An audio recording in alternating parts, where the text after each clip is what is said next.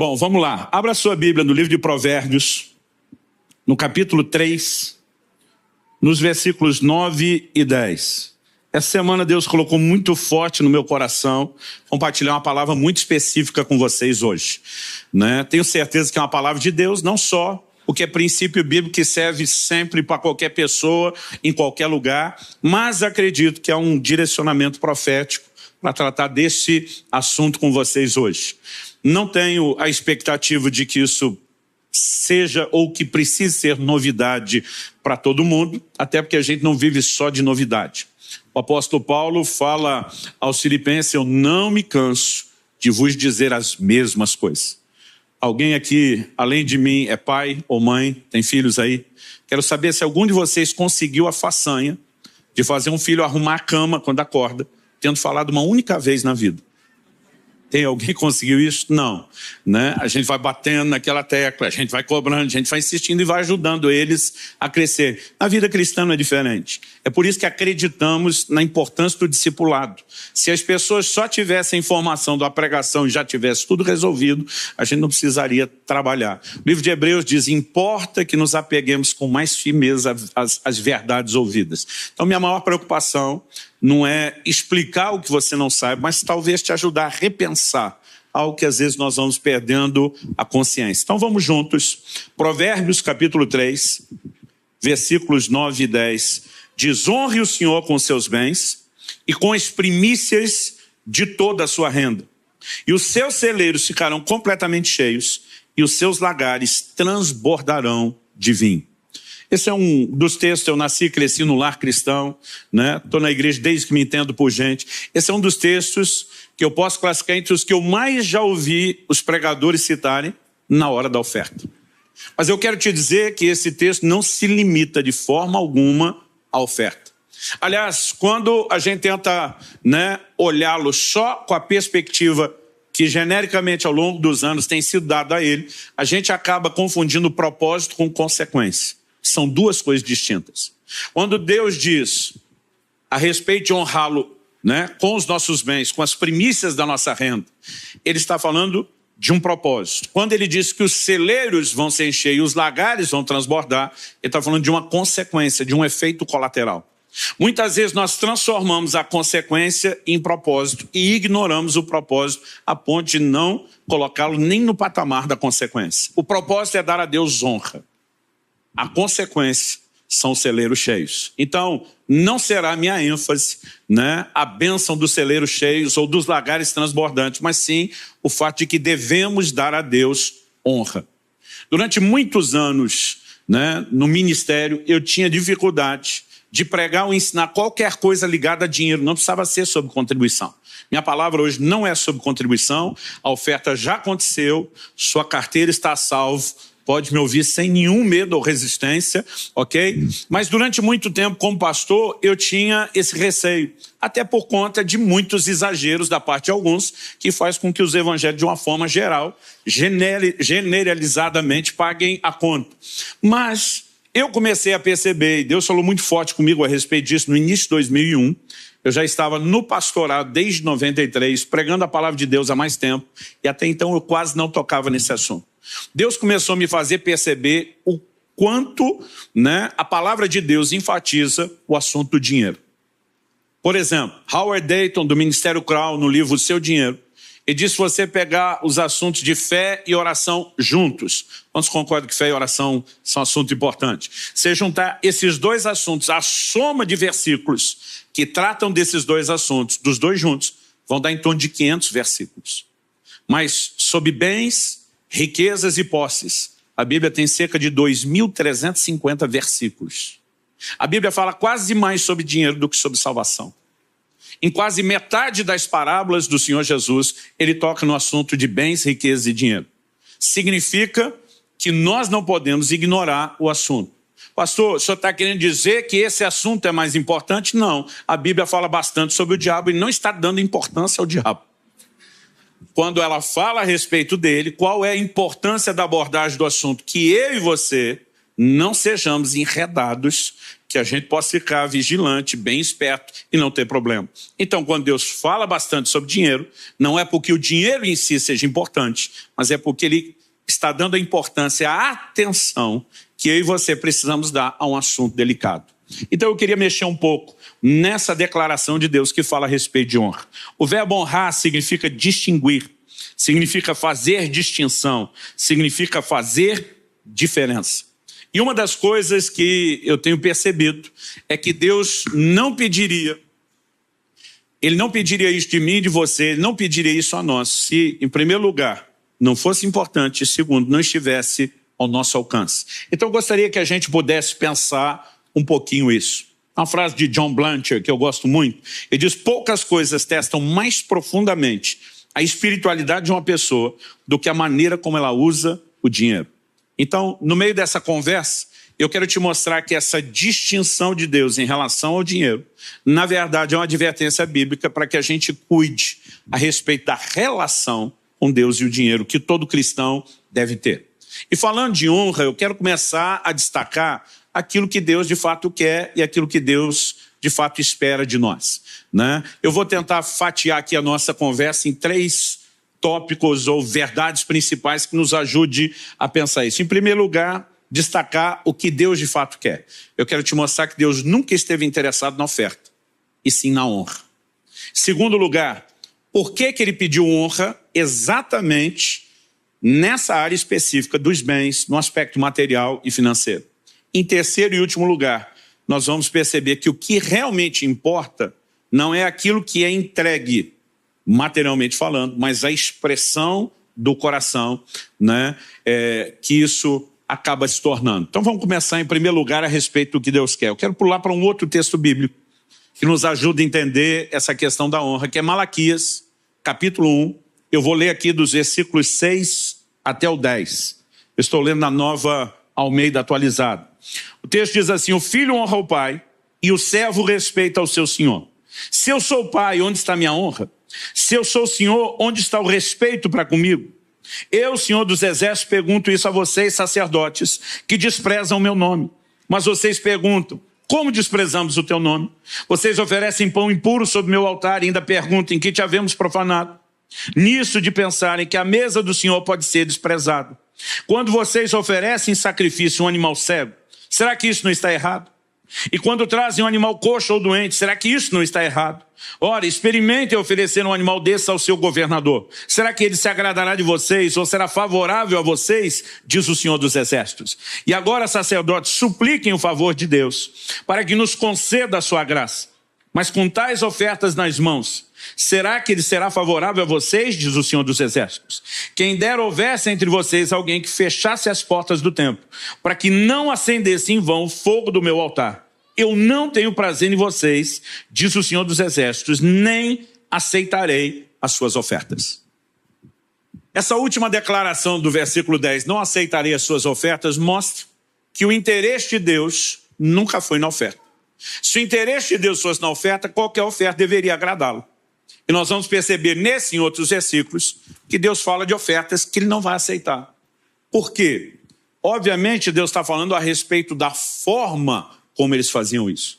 E uma verdade importante que eu tenho aprendido em relação às coisas espirituais é que não adianta apenas eu e você fazermos a coisa certa. A gente tem que fazer a coisa certa do jeito certo. Porque se fizer a coisa certa do jeito errado, não funciona. Então, antes de mexer no nosso assunto, deixa eu dar um exemplo sobre oração primeiro. Tiago, capítulo 4, versículo 2 diz: nada tendes porque não pedis. Tem crente que não recebe de Deus porque não pede, porque não ora. Isso nos ajuda a compreender que uma das formas de recebermos de Deus é pedindo. Quantos pidões temos aqui? Mas o versículo seguinte, Tiago 4,3 diz: pedis e não recebeis porque pedis mal. Então, uns não recebem porque não pedem. Outros pedem que é a coisa certa para receber, mas não recebem porque estão pedindo mal. Qual a definição de pedir mal em Tiago 4,3? Ele diz: para esbanjardes em vossos próprios deleites. Então, se você faz a coisa certa, que é orar, mas do jeito errado, com motivações erradas, não funciona.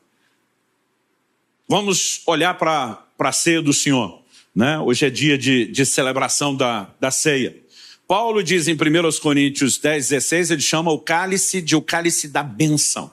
Eu creio que a bênção, quando eu e você ceamos, comunhão com o corpo e com o sangue do Senhor, mesmo sem transformação dos elementos, não podemos negar que estamos em comunhão com o corpo e com o sangue do Senhor. É lógico que tem bênção. Mas ele diz, examine-se o homem a si mesmo. Porque se alguém comer ou beber de forma indigna, será réu de juízo. Aquilo que é para ser bênção, se for feito ou praticado da forma errada, em vez de bênção, vira juízo. Porque se você cear, que é a coisa certa para ser abençoado, do jeito errado, não funciona.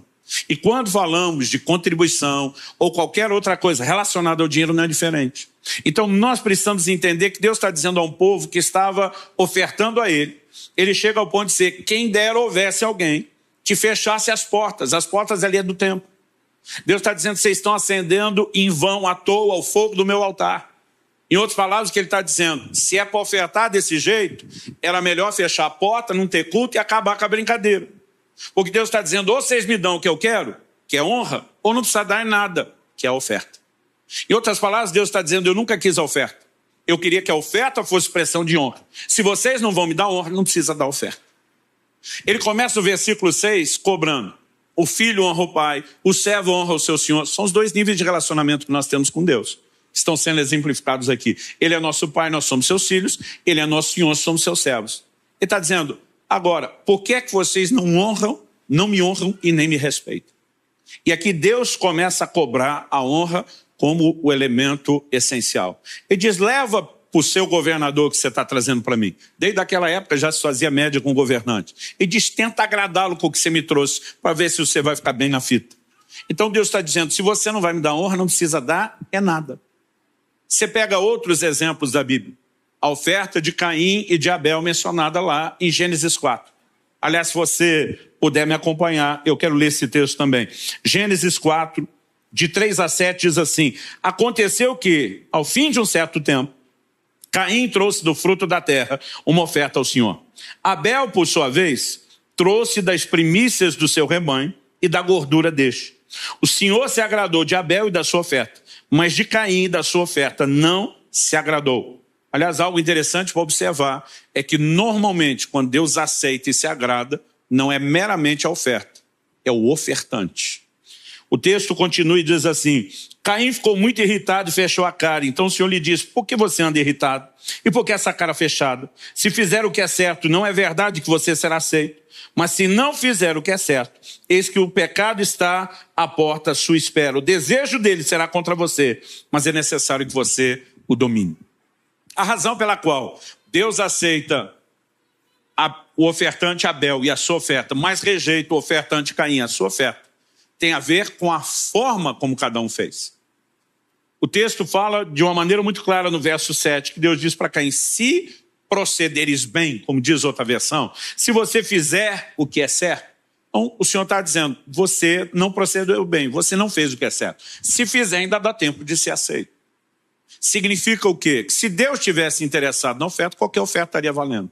Mas porque Ele está interessado na forma como nós fazemos, então não é qualquer maneira que é aceitável. Porque a de um foi aceitável, a de outro não. E aqui nós vamos encontrar o mesmo elemento essencial que estamos discutindo, honra. A Bíblia diz que Abel entregou ao Senhor das primícias do seu rebanho. O verso 2, que nós não lemos, fala que Abel era pastor de ovelhas e Caim era lavrador. Cada um está pegando o fruto do seu trabalho. Abel pega os primeiros frutos e a palavra primícia significa isso, primeiros frutos. Em vez de usufruir do seu ganho, ele vai oferecer algo ao Senhor. Qual é a declaração de Abel? Ele está dizendo para Deus, o Senhor é mais importante do que eu. O Senhor vem primeiro, eu fico por último. O que é que Abel fez? Ele honrou o Senhor. E Caim? Caim, o verso 3 diz, no fim de um certo tempo. A palavra tempo é indefinido no original hebraico. A gente não sabe se está falando de dias, semanas ou meses. Mas o que é claro é que ele deixou Deus por fim, no fim. Então, ele usufrui do fruto do seu trabalho. Depois de ter aproveitado tudo, olha para trás, sobrou alguma coisa? Sobrou. Então vamos dar para Deus. E eu quero te dizer que Deus não está interessado na sua sobra. Porque o que Ele quer de você não é o recurso que você entrega. Aliás, se Deus estivesse interessado no recurso, Ele não te daria de volta mais do que você deu. Ele nunca esteve interessado no recurso. O que é que Deus está interessado? Em que as coisas que têm valor material não concorram com o lugar dele. Nós vamos explicar isso um pouquinho melhor. Então, quando Abel o coloca à frente e põe a si mesmo depois, ele está dizendo a Deus, estou te honrando. Honrar é distinguir, fazer diferença. Quando Caim se coloca à frente e deixa Deus por último, não tem como se aceita. É só você olhar para o Novo Testamento, né? E você vai encontrar aquela declaração de Jesus a respeito de uma viúva pobre. Marcos 12, de 41 a 44, diz o seguinte: sentado diante da caixa de ofertas, Jesus observava como o povo lançava ali o dinheiro. Deixa eu fazer uma pausa. Você consegue imaginar a cena? Vamos imaginar um gasofilaço ou a caixa de ofertas aqui na frente. Jesus sentado aqui e observando o que cada um de nós está fazendo. O que eu acho interessante é que a Bíblia não diz que ele observava quanto as pessoas davam. A Bíblia diz que ele observava como as pessoas faziam. E essa é a chave. O texto continua e diz: ora, muitos ricos depositavam grandes quantias. Vindo, porém, uma viúva pobre, lançou 2 pequenas moedas, correspondentes a um quadrante. Quando se fazia o câmbio do dinheiro dos judeus para o Império Romano, que dominava o mundo, as 2 moedinhas junto dela dava a menor moeda do Império Romano. Ou seja, a oferta dela, na perspectiva contábil, era muito pequena. Chamando os discípulos, Jesus lhes disse: em verdade lhes digo que essa viúva pobre lançou na caixa de ofertas mais do que todos os ofertantes. O discípulo vira os ricos dando grandes quantias. A cabeça deles deve ter bugado quando Jesus fala isso. Como que ela deu mais? E aí vem a explicação. Qual é a explicação? Jesus diz: porque todos eles deram daquilo que lhes sobrava. Ela, porém, da sua pobreza, deu tudo que possuía, todo o seu sustento. Quando Jesus está dizendo que ela deu mais, ela não deu mais dinheiro. Ela deu mais do que Deus espera que seja dado: honra. Quando os ricos estão dando grandes quantias, mas estão dando a sobra, se é sobra, significa que já fizeram tudo que queria. Olha para trás, sobrou, dá para Deus. E eles só deram a sobra porque ainda conseguiram a façanha, que a maioria de nós não consegue, de fazer sobrar. Porque tem muita gente que sequer está dando a sobra para Deus e acaba não tendo sobra.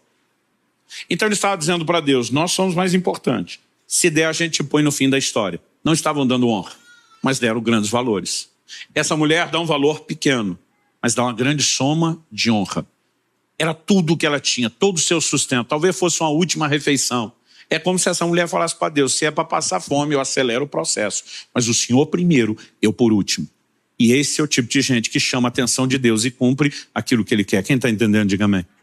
Atos 5 nos fala de um casal que deu uma grande oferta.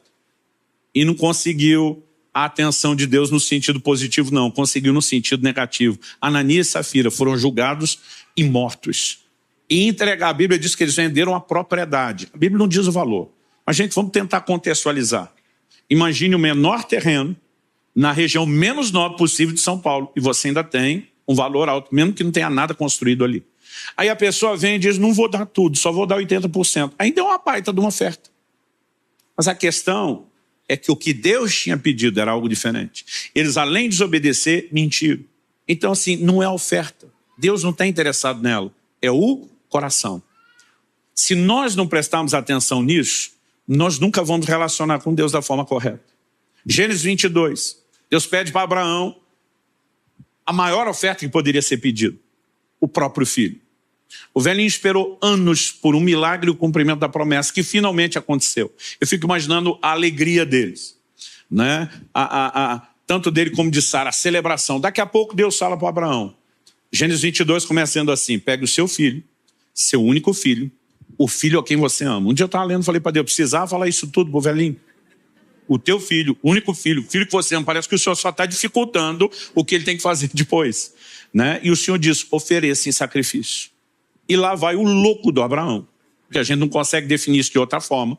A gente chama de pai da fé, mas é insano. A Bíblia diz que ele cria que das cinzas Deus poderia ressuscitar o filho, porque Deus não ia contradizer a sua palavra, mas ele vai disposto, né? Ele diz para os servos: nós vamos adorar, nós voltaremos, mas ele vai disposto às últimas consequências.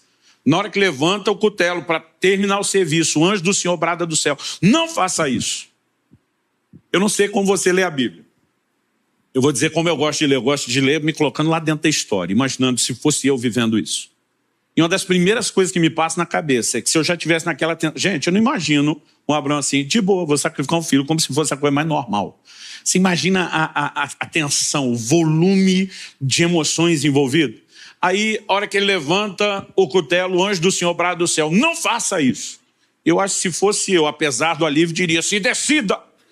Se eu quero ou não quero um menino? Mas eu acho que se eu gritasse isso, o anjo gritaria de volta, eu nunca quis um menino. O que eu queria era a sua disposição de entregar. Era a certeza do primeiro lugar. E já que eu tenho isso, pega de volta o menino e de lambuja, eu vou lhe dar uma grande descendência.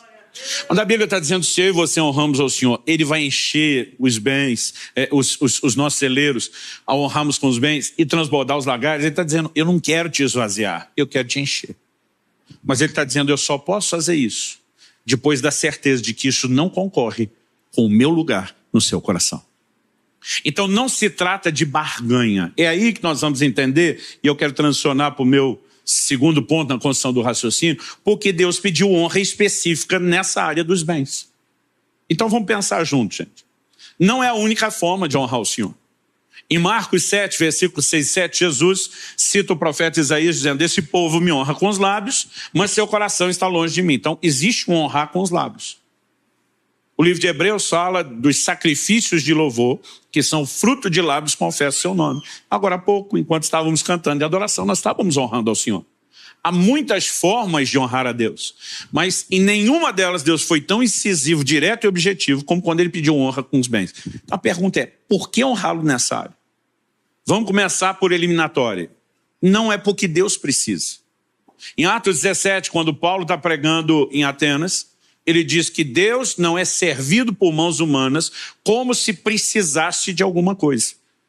Ele é completo e absoluto em si mesmo. Ele não tem necessidade de nada. Então, porque ele pediu a honra, vamos eliminar. Se não é por ele, sobrou quem?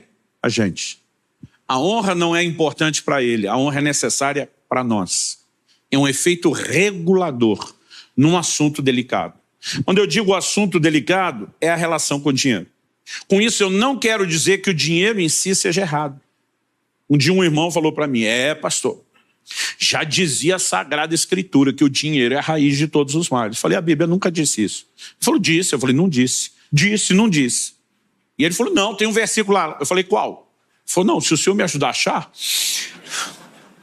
Eu falei, você deve estar falando desse. Aí eu li para ele, 1 Timóteo 6, 9 e 10, que diz assim, mas os que querem ficar ricos caem em tentação, em armadilhas e em muitos desejos insensatos e nocivos, que levam as pessoas a se afundar na ruína e na perdição. Porque o amor ao dinheiro é a raiz de todos os males. E alguns nessa cobiça se desviaram da fé e atormentaram a si mesmos com muitas dores. Falou aí, ó. Falei, não, aqui a Bíblia diz que o amor ao dinheiro, não o dinheiro. O amor ao dinheiro é a raiz de todos os males. Ele me olhou e falou, qual a diferença? Falei, a diferença é gigante. Se o dinheiro fosse a raiz de todos os males, falei, a maioria de nós que estamos naquela categoria dos mais pobres, estaríamos poupados de qualquer problema. E quem estava lascado eram os ricos. Falei, o problema é que alguém pode ter amor ao dinheiro sem ter dinheiro. O cara pode estar mais quebrado que arroz de terceira, como a gente diz lá no sul. Naquele estádio que está tão endividado, se chamar a mulher de meu bem, o banco confisca. Né? O cara pode estar quebrado e ter amor ao dinheiro. Então, além de não ter grana, o miserável ainda tem a raiz de todos os males. Eu falei para ele, agora alguém pode ter dinheiro sem ter o amor ao dinheiro. É isso que diz o Salmo 62, 10. Se as vossas riquezas aumentam, a Bíblia não está dizendo joga tudo fora. A Bíblia diz, se as vossas riquezas aumentam, não ponhais nelas o coração. Alguém disse que o avarento não possui as coisas. São as coisas que o possuem. Esse é o grande ponto de diferença. Eu me lembro de uma frase que eu li ainda na adolescência, num dos livros do Kenneth Hagin, que ele diz, errado não é o crente ter dinheiro, errado é quando o dinheiro tem o crente.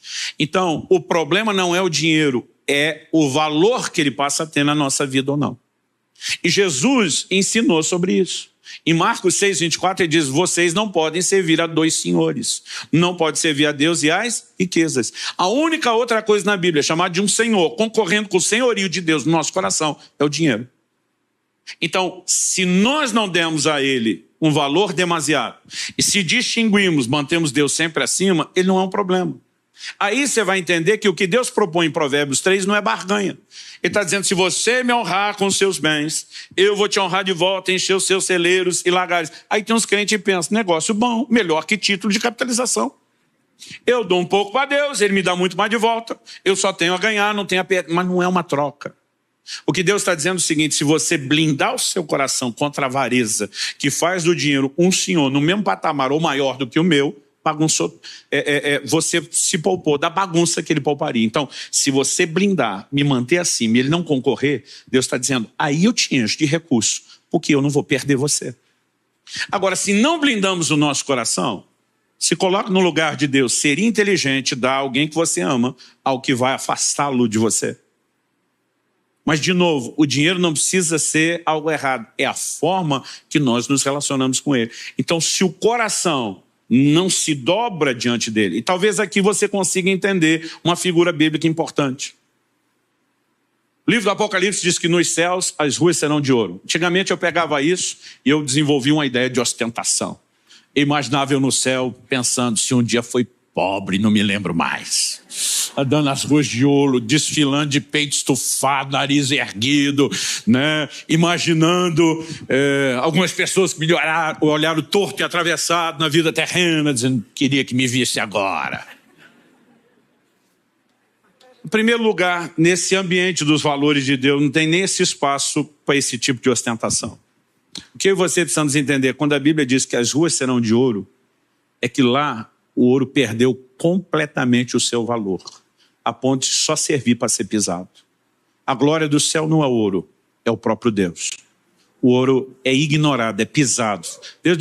Imagina os anjos perguntando, o que a gente faz com o ouro que a turma se matava na terra? Faz piso. Eles entender que isso é para estar debaixo do pé. No livro de Atos, por pelo menos 3 vezes, você vê que Jesus está olhando um gasofilaço. Eles tinham o hábito de entregar oferta no cofre. Por 3 vezes no livro de Atos, a Bíblia diz que eles traziam o dinheiro aos pés dos apóstolos. Imagina os apóstolos metendo o pé em cima daquilo, dizendo, aqui o dinheiro não é senhor, é servo. O lugar dele é esse, subjugado e não no controle. Então, o que está em questão quando falamos de honra é o senhorio de Deus, que não pode sofrer concorrência com nenhum outro tipo de senhorio. Colossenses 3,5 diz que a avareza é idolatria.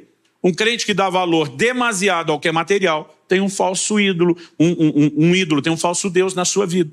Em Mateus, no capítulo 13, Jesus fala no versículo 7 que uma das sementes caiu entre espinhos.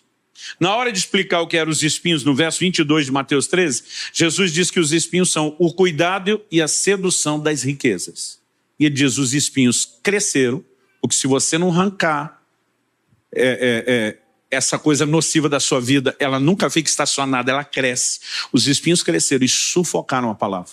Uma das poucas coisas que tem o poder de sufocar a ação da palavra de Deus na vida de um crente é exatamente isso, os cuidados do mundo e a sedução das riquezas.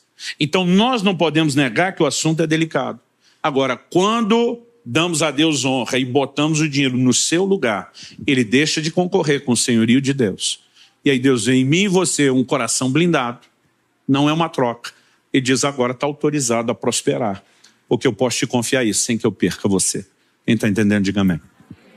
Em terceiro e último lugar, eu queria destacar aqui que o que realmente importa não é nem o que é feito com a oferta, é a expressão do coração.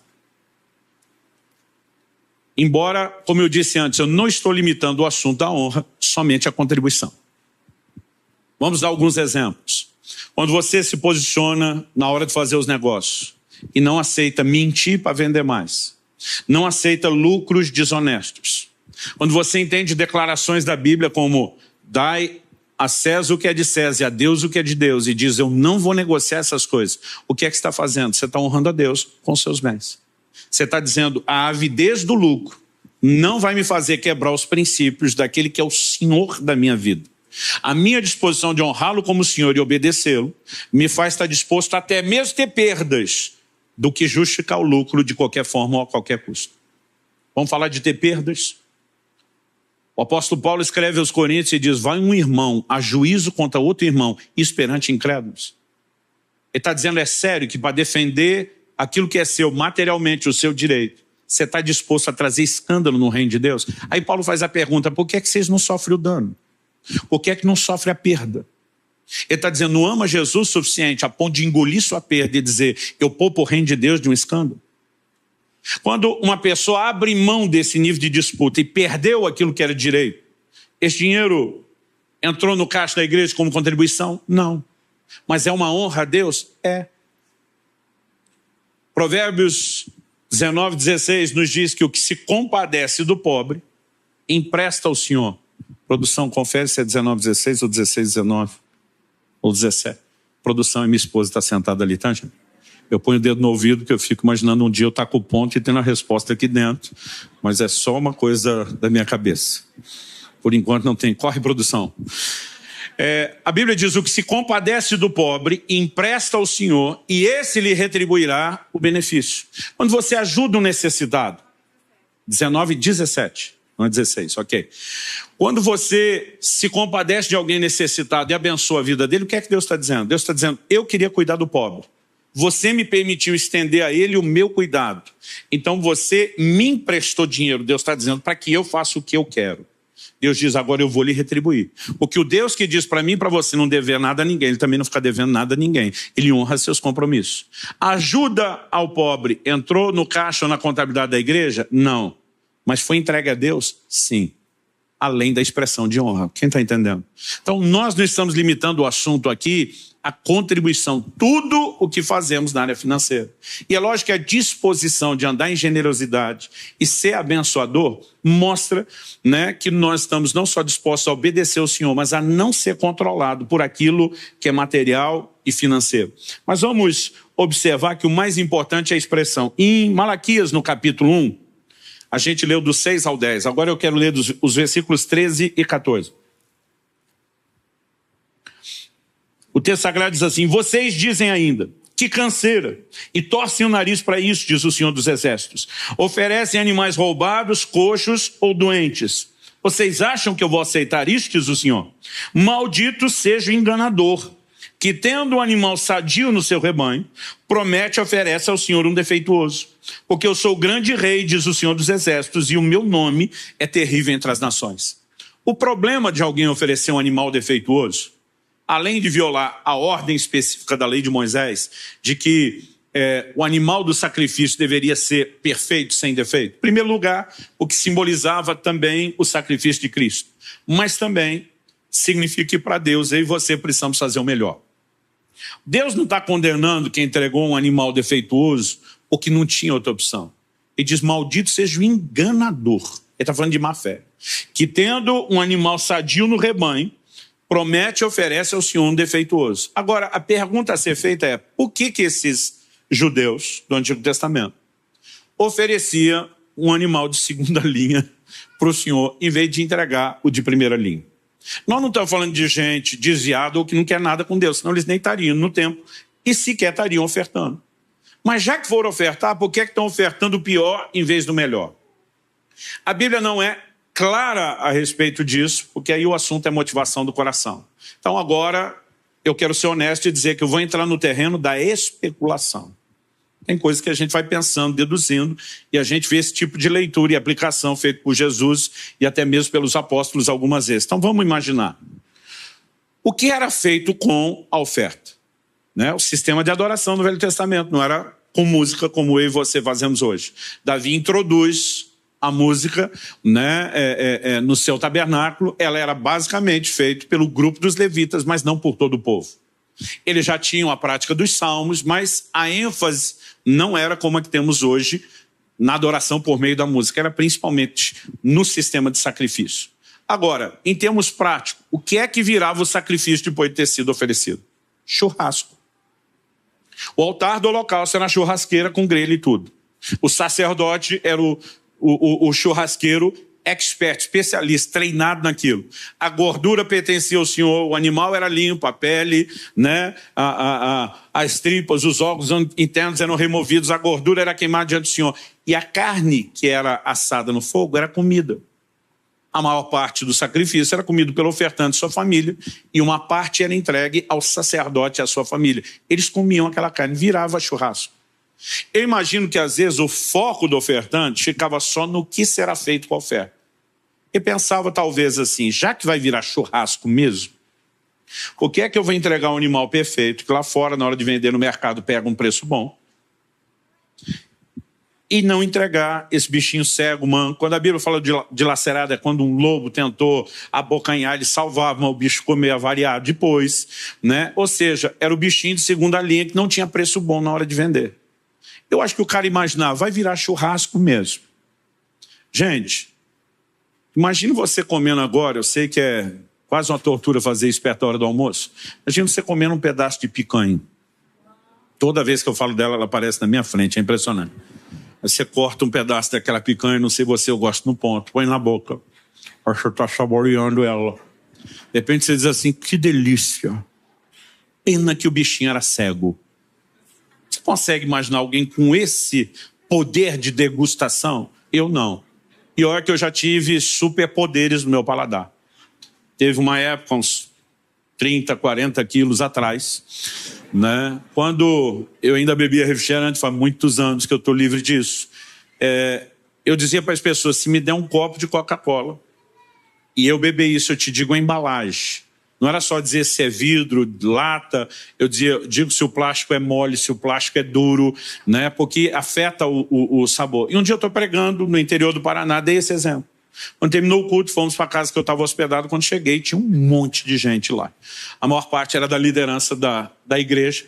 Eu pensei, que está essa multidão? Quando eu cheguei, foi todo mundo abrindo espaço e, de repente, eu enxerguei. Tinha a mesa, que estava do lado de fora, numa cozinha externa, e tinha só um copo de Coca-Cola no meio.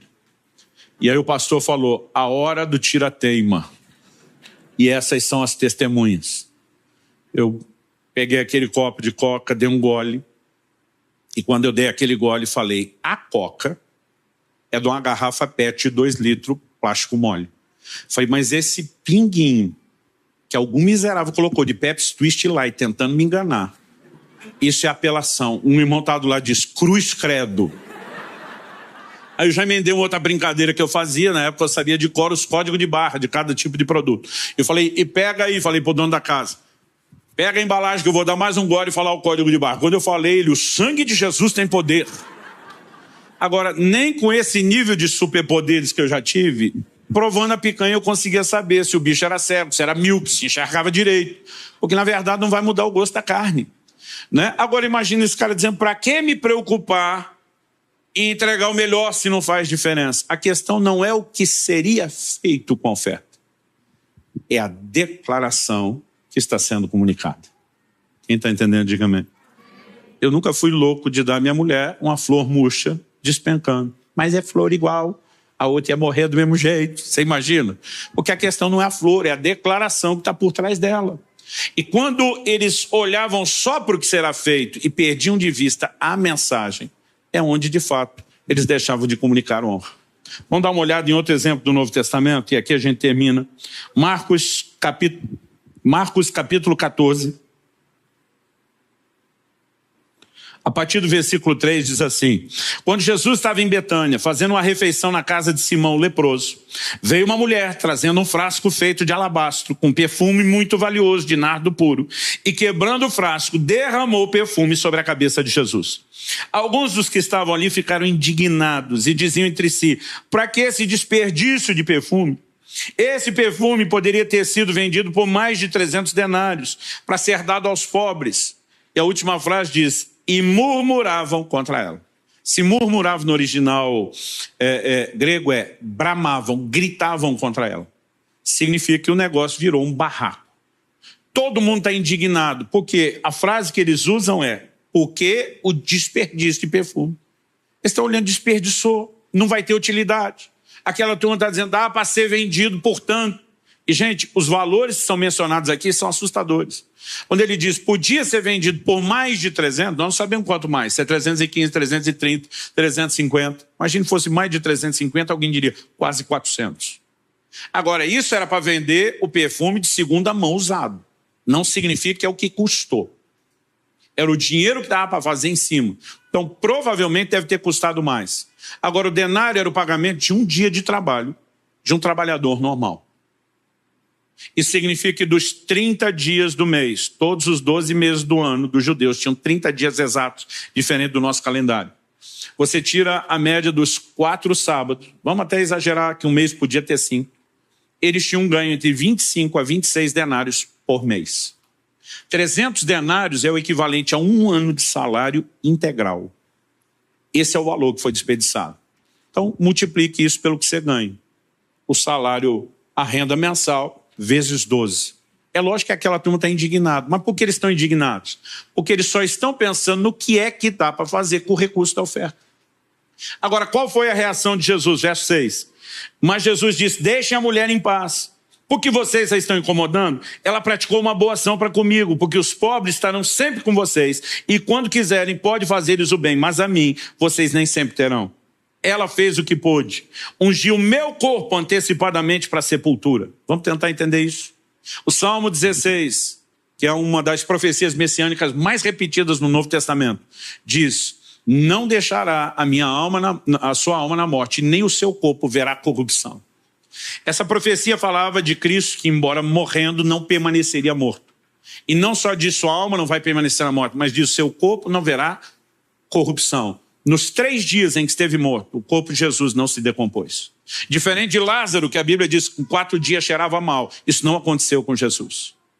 Jesus está dizendo, ela ungiu o meu corpo.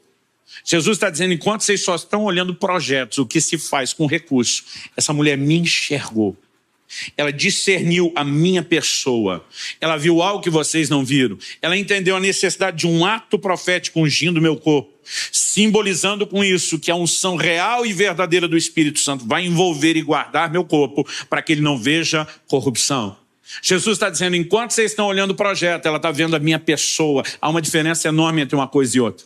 E aí Jesus conclui no 9, em verdade lhes digo, que onde for pregado em todo o mundo o evangelho, Jesus está dizendo, em todos os lugares, em todas as épocas onde o evangelho chegar, também será contado o que ela fez. Só para que a gente aprendesse? Não. Jesus diz para a memória dela. Jesus imortalizou essa mulher, Maria de Betânia. E o que ele estava dizendo com isso era o seguinte, onde o evangelho chegar, eu quero que essa mulher seja lembrada pelo que ela fez. É um nível de honra que dessa forma direta e explícita ele não deu nem à sua família, nem aos 12 apóstolos. Agora, se como diz 1 Samuel 2,30, Deus diz, eu honro os que me honram. Ele tem honrado ela dessa forma. Foi porque ele se sentiu muito honrado. Porque ela entendeu que contribuição não diz respeito a apenas financiar projeto, mas a enxergar o próprio Senhor e declarar algo a respeito dele. Quem está entendendo, diga amém. A Bíblia é honesta de uma forma que às vezes nem eu queria que fosse. Em João 12,6, o apóstolo João denuncia Judas, que foi o primeiro tesoureiro da história da igreja. A Bíblia diz, ele carregava a bolsa onde era colocada as contribuições do ministério de Jesus. E João diz que Judas era ladrão, metia a mão na bolsa. Agora imagina você, trabalhou um dia inteiro suado, foi no dia seguinte ouvir Jesus ensinando, resolveu entregar o seu dia de trabalho, aquele denário que você entregou, que foi na bolsa, logo ele, não foi do outro, não foi de outra pessoa, o miserável do Judas pegou logo o seu denário. Se o valor da oferta fosse aquilo que é feito com ela, essa pessoa que entregou não teria benefício nenhum.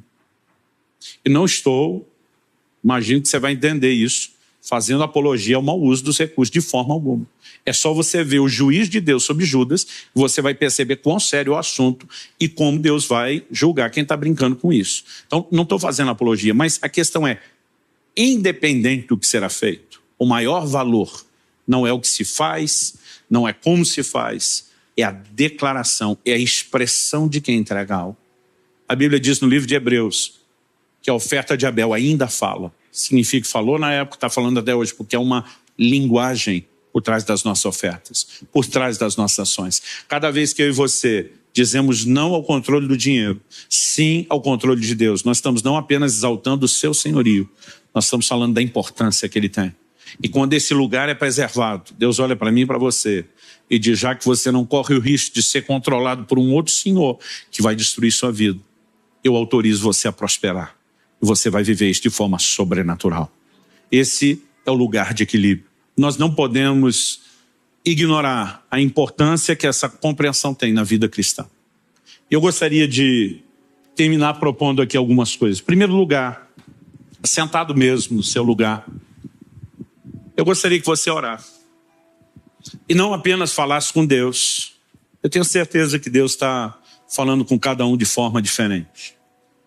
Eu gostaria que você orasse colocando sua vida diante de Deus, reavaliando essas verdades e a maneira como você tem agido em relação a isso. Talvez esse seja um momento oportuno para você reafirmar o senhorio de Jesus sobre sua vida e para você dizer: Mamon, as riquezas não vão me controlar. Talvez seja um momento oportuno para permitir que o Espírito Santo mostre aí. Você está demasiadamente preocupado, dando valor demais a isso. Pode ser uma hora de ajustes. Mas esse também pode ser um momento para aqueles que nunca tomaram a decisão mais importante da sua vida, de fazer de Jesus o seu Senhor. A palavra Senhor é fraca na nossa cultura e na nossa língua portuguesa. O máximo que a gente imagina é o filho dizendo para o pai sim senhor, ou alguém na cadeia de comando da hierarquia militar falando para a patente superior sim senhor. A palavra senhor no original grego, como era empregado no mundo antigo, era a palavra que o escravo usava para se dirigir ao seu amo. Senhor significa dono, significa possuidor. E a Bíblia diz: se no teu coração creres que Deus ressuscitou a Jesus dentre os mortos e com a tua boca confessares a Jesus como Senhor, será salvo. O que significa ter Jesus como Senhor? Em Lucas 6, 46, ele diz: por que vocês me chamam Senhor, Senhor, mas não fazem o que eu mando? Os seguidores de Cristo não são apenas pessoas que acreditam na sua existência, nem só que acreditam na obra de salvação e redenção dele morrendo em nosso lugar na cruz, mas são pessoas que se dispõem a serem governadas pelos seus ensinos. E se há algo que eu e você não podemos ignorar, é o quanto Jesus falou sobre essa relação com o dinheiro. Você não precisa se livrar dele, mas ele não pode controlar você. As contribuições são parte de um exercício de desprendimento, mas não são a única expressão de honra. As decisões que você toma no dia a dia, que você, precisa tomar a cada dia, vão demonstrar quem está no controle da sua vida. E ou você pode reafirmar o senhorio de Jesus, ou se você nunca fez isso, você pode tomar essa decisão. Ou talvez haja alguém aqui, ou nos acompanhando por essa transmissão ao vivo, ou mesmo depois gravado, que talvez se afastou do Senhor Jesus e precisa se reconciliar. Eu também quero dar esse segundo grupo, assim como aqueles que nunca decidiram, a oportunidade de uma decisão. Você sabe que Deus nunca deixou de amá-lo, nem de oferecer perdão. Mas muitas vezes, ou por vergonha, ou pela dificuldade de acreditar que você pode conseguir ver isso funcionando, você tem hesitado. Talvez você esteja se perguntando: como é que eu vim parar aqui, nesse auditório, ou na frente dessa tela onde você assiste a transmissão. Mas lá no fundo você sabe que o próprio Deus te trouxe e Ele está te chamando de volta. Então, enquanto os demais estão orando, colocando sua vida em dia diante de Deus, eu quero fazer a pergunta: alguém aqui nesse auditório que queira hoje entregar sua vida a Jesus, fazer dele o seu Senhor, ou reconciliar-se com Ele, voltar-se para Ele depois de ter se afastado ou distanciado? Se há, eu quero orar com você. E para saber se há, eu quero pedir que você dê um sinal com a sua mão. Eu preciso tomar essa decisão. Eu preciso de um encontro com o Senhor Jesus. Alguém? Eu quero encorajar você. De vez em quando alguém diz: pastor, tem que fazer isso na frente de todo mundo. Eu digo: esse auditório, na verdade, não é um grupo de fiscais, é uma torcida que você tem. São pessoas que provavelmente estão orando por você agora mesmo, intercedendo por você. Jesus diz: todo aquele que me confessar diante dos homens, eu também o confessarei diante do meu Pai e dos anjos que estão nos céus. Mas aquele que me negar diante dos homens, eu também o negarei diante do meu Pai e dos anjos que estão nos céus. Mas a Bíblia diz que há festa nos céus quando um pecador se arrepende. E como Jesus mandou a gente orar que a vontade dele seja feita na terra como é no céu, me parece claro que ele também queria que houvesse festa aqui. A gente sempre faz festa quando alguém se decide. Então eu vou insistir um pouquinho mais. Alguém que precisa dessa decisão? Se houver, levante sua mão. Graças a Deus. Mais alguém? Eu vou pedir que você que levantou sua mão possa se dirigir rapidamente aqui à frente. Eu quero que você que está no seu lugar tenha a liberdade de celebrar conosco a Deus essa decisão, com uma salva de palmas ao Senhor. Você que nos acompanha pela transmissão e quer tomar essa decisão agora, né? Você também pode fazer isso nesse momento. A Bíblia diz: todo aquele que invocar o nome do Senhor será salvo. Muitas vezes nós ajudamos as pessoas a repetirem oração, mas o que você realmente precisa é clamar o nome de Jesus, é reconhecer sua condição de pecadora dele, de Salvador, é entregar o controle nas mãos dele, e isso precisa ser feito publicamente. Não só a primeira decisão, isso depois será seguido pelo batismo, que é uma confissão pública. Você pode orar com ele.